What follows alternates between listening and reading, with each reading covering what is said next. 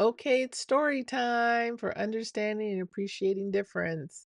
And so, as you know, I used to be a teacher in the classroom, and this particular classroom I want to talk about is they're all 1 years old. They just turned one, so they're like between 13 and 19 months old.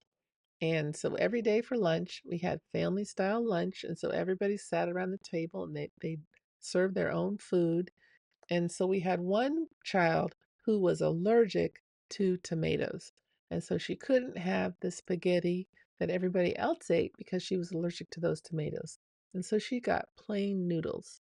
And we just called those Amba's noodles.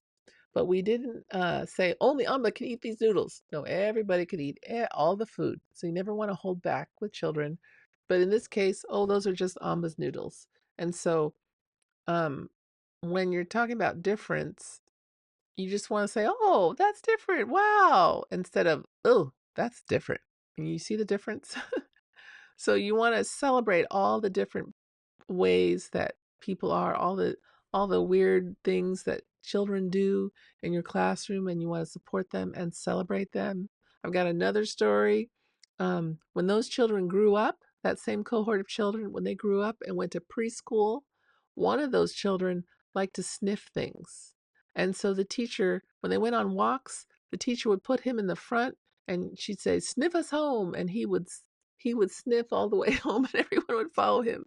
And so it's just great, all those weird quirky quirks that children have. You want to just celebrate all those things that make them different. And I want to give you a word of advice. It's really hard to celebrate those differences in children if you don't celebrate those differences in you. So if you don't appreciate the things about you that make you different, it's going to be hard to appreciate the things that make those children different. So, word of advice: work hard at that, do the internal work so that you can be the best teacher that you can be.